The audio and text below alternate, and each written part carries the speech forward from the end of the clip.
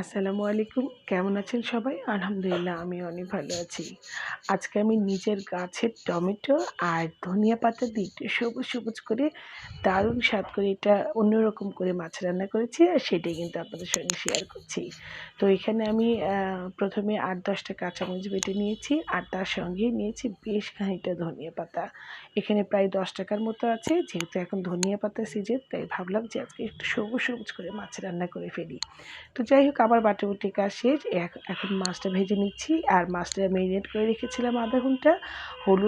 হলুদের গুঁড়া, মরিচের গুঁড়া, একটু ধনিয়া গুঁড়া, সরিষার তেল আর লবণ দিয়ে ০.৫ ঘন্টা মেরিনেট করে রেখেছিলাম।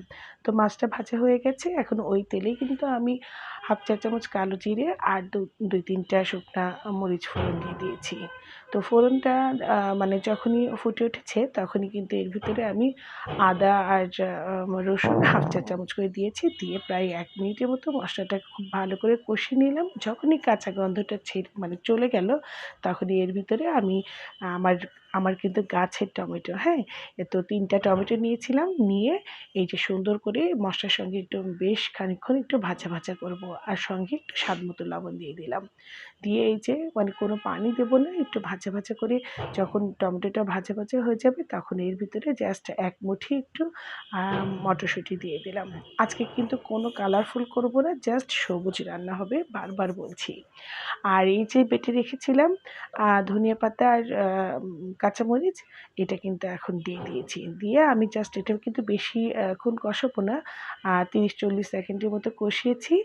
আর যখন কষানো হয়ে গেছে তখন এর ভিতরে টেস্টটা বাড়ানোর জন্য আরও ১/২ চা চামচ কিন্তু এর ভিতরে আমি ধনিয়া গুঁড়া দিয়ে দিলাম। দিয়ে জাস্ট মানে ১/২ কাপের মতো পানি দিয়েছি। বেশি ঝোল, ঝোল করব না। আর মানে ধনিয়া গুঁড়া দেওয়ার পরপরই কিন্তু আমি পানি দিয়েছি। দিয়ে এখন মাছটা দিয়ে দিচ্ছি। তো ভালো করে কিন্তু এটা ফুটে উঠছে।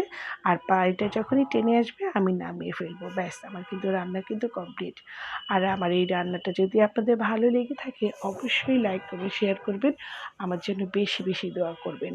তো যাই হোক আমার রান্নাটা কিন্তু একদম কমপ্লিট হয়ে গেছে। একদম সবুজ, সবুজ করে রান্না করছি। গরম ভাতের সঙ্গে ধনিয়া পাতার একটা গন্ধ হচ্ছে। দারুণ টেস্টি হয়েছে। আল্লাহ হাফেজ।